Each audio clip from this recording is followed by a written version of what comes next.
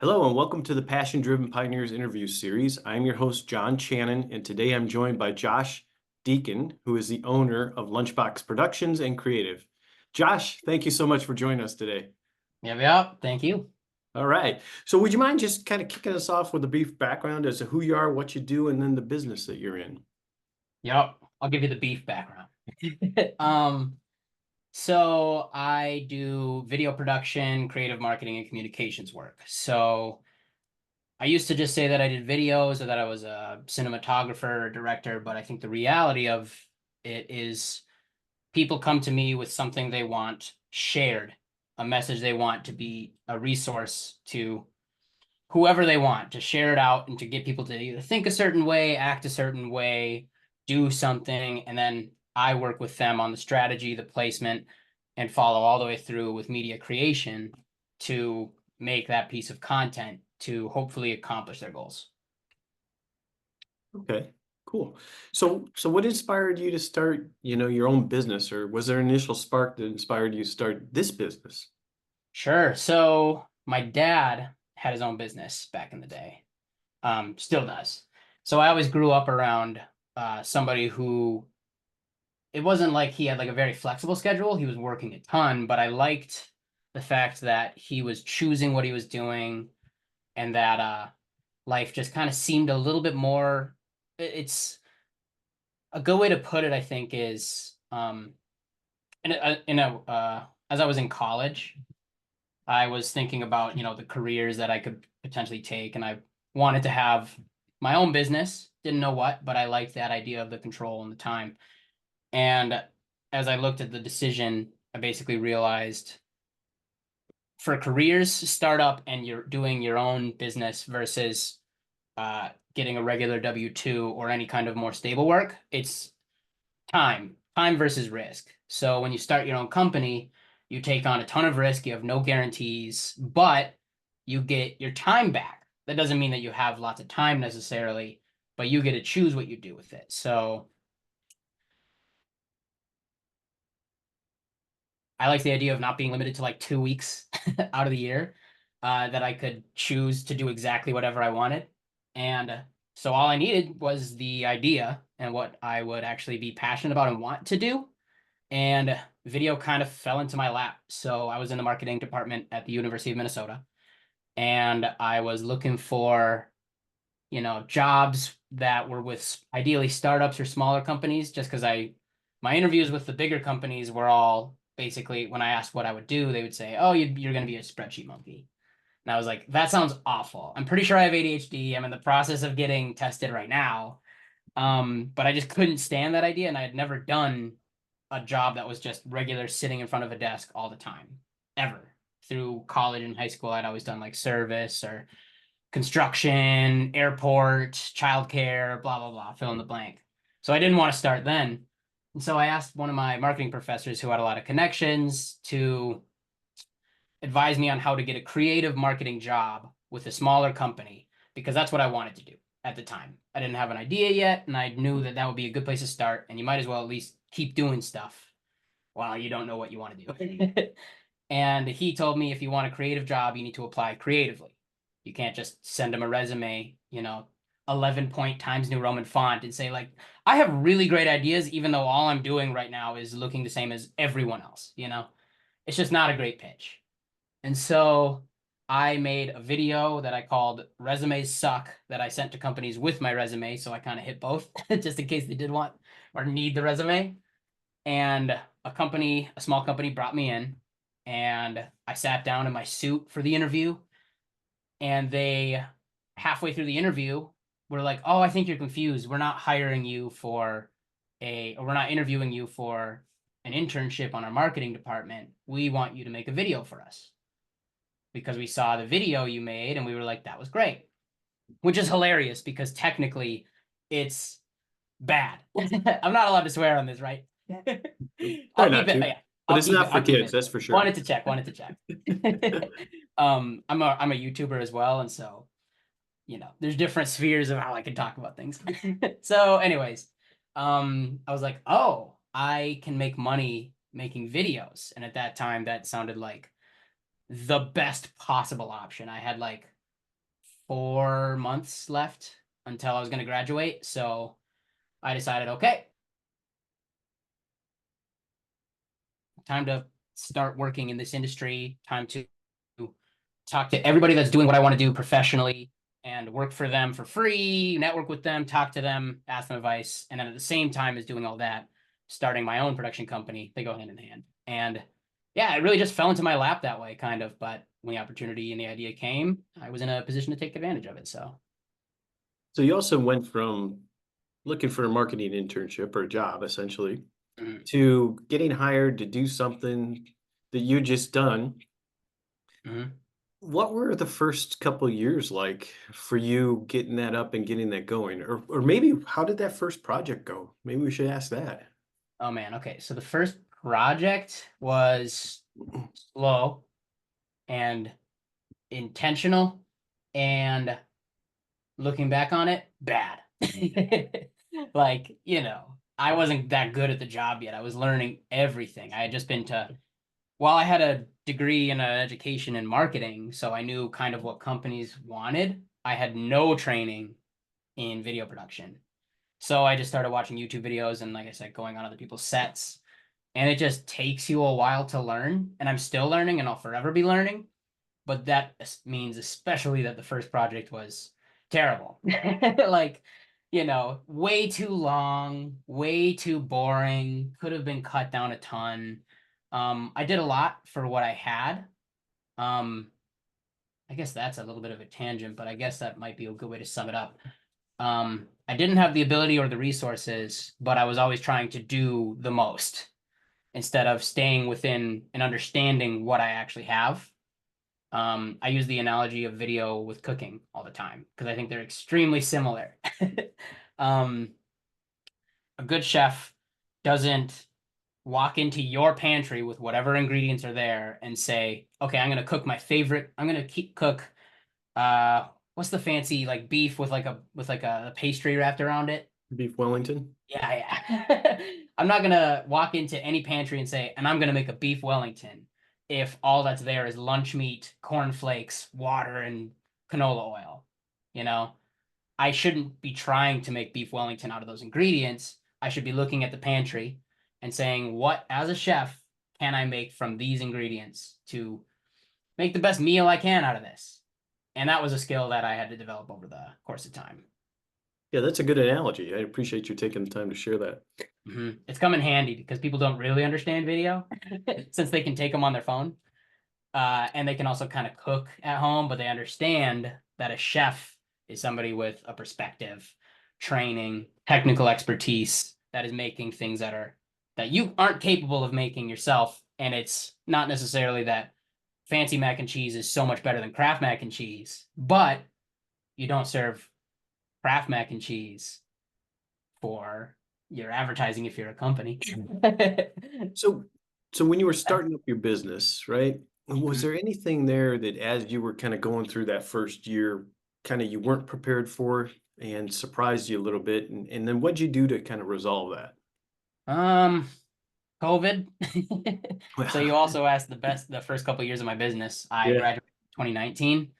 Uh, First year was great. Just getting out and marketing with as many people as I could, getting on as networked as I could, getting it out as much as I could on any project I could, asking everyone I knew and any connection I possibly could have about a project and getting started with it, meeting them where they were at.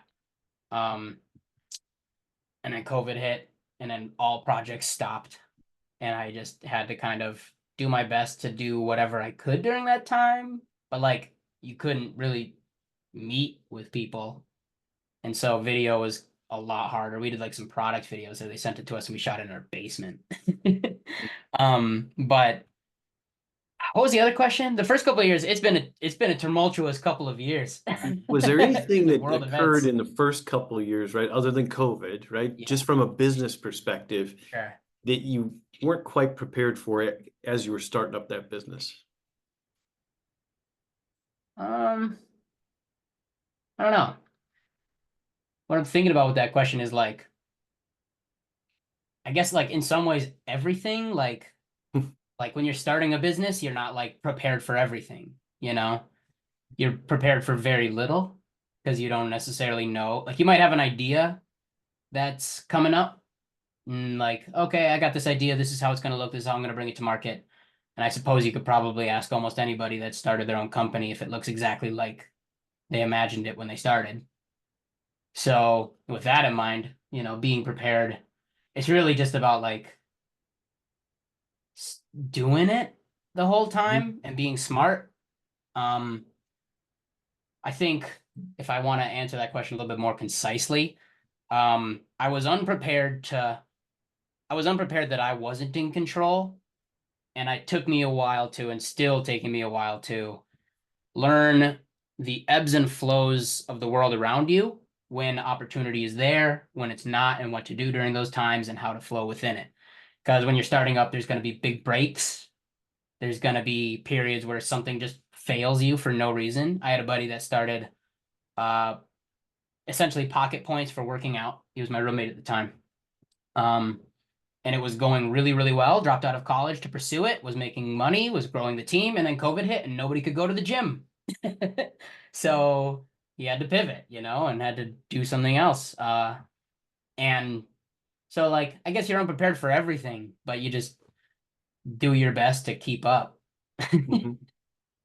All right, let's change the subject a little bit and talk about, in your industry, Mhm. right? How are you, because things are constantly changing, right? We've got AI now coming into everything, and how are you staying adaptable? And are there any specific strategies you're using to remain innovative in your industry? Um, Innovative in the industry. There's nothing new under the sun, really. Just your own application of good ideas and your own piecing of everything together for whatever the project is. What's the question again? One more time. How are you remaining adaptable, open to change, and staying on top of changes that are going on? Um, well, applicably, I keep my costs as low as I can. Mhm. Because with green light and red light periods of time, you know, especially for me, my career is largely dependent at this point on marketing allocation and dollars spent on that. And if the economy is looking rough, then people hold on that and use their old assets and find lean ways to push forward, which means that you're not making as much new stuff. So adaptability is like you have no choice. You don't get to dictate those terms. Um, you just have to be able to. I think the best frame of mind that I've taken to stay adaptable, I guess, if you want to frame it that way, is just like a problem solving mindset. Mhm. Always make sure that you're solving somebody else's problem, or giving them something they want. Not just, it can be kind of easy to get sucked up into the motions of a business and doing the same old, and forget, especially for me in a service industry where it is project to project, that every time I'm just trying to solve people's problems. So in terms of adaptability, if marketing spend goes down, then I have to find ways to meet people with lower budgets that makes it worth it for them, right? If they're on a tighter Mhm. budget, if they're looking at their own forecasts and saying, okay, this is, we should hunker down a little bit and we should pause. I need to find a way to meet them and say, okay, I know the out resources aren't great right now, but I can meet you for a lower amount that you can stomach that should provide positive results. Instead of saying, okay, it's time to invest in your brand and in your brand content and the bigger content that has less immediate tangible benefit and more long-term memorable company building benefit. So if I stay in like a problem solving mindset, then I can be adaptable because I can figure out what people's problems are in the moment and then address it, rather than being like, oh, the thing I was doing a bunch of these types of videos and now people don't want them anymore. It's like, for, or at least for a while, it pivots and shifts, but that's, Yeah, I guess, how I would frame that. Can you tell I'm a verbal processor and that I get there just live? that's okay. Hey, so let's talk about your future plans and goals that you have for your business. Could you offer us a glimpse into those? Like where do you want to be in 5 years? Hmm. Um, it'd be cool to, it's hard to say exactly, but the one thing I do know is that I want it to be my favorite part of the whole thing is when I get the chance to, I guess what I hope for is this, and it comes with just being around longer and being more established. Established companies end up with these things, whereas newer, smaller companies, I've only been doing this for 5 years. I'm not like some expert. 5 years is like more than a lot of companies can make it, but also not very long. So I think what I would look for in 5 years is the continued ability to take in a problem, be able to myself come up with a solution with my team and working with the client, whoever it is, whatever it is. We do documentary work, we do narrative work, movies, commercials, all of it. So this spans across all of it. Um, Working with them to get to a solution on the front end that we think will be successful. So a solution that we're excited about, and then getting the proper resource allocation so I can allocate all the right people, time, and hours to it. Because right now there's just, tons of bootstrapping, doing everything, me, myself, got a business partner in Indiana and another quasi business partner here. But we're all working on our own same things, and resources are oftentimes like we're not getting our rates, or we don't have rate to bring on the right editor. So Josh edits it again, and now that's a constraint on my overall throughput, how much I can actually do. So I guess 5 years is just established, networked, respected, so that way those are the things you need for people to give you and trust you with resources to do your job. Okay. So just further along, movies would be cool too. I'd Yeah. love to make movies. So Totally. knowing that this show is targeted towards people that are going to be in their first few years of business, do you have any final thoughts or words of advice you'd like to share with our audience today?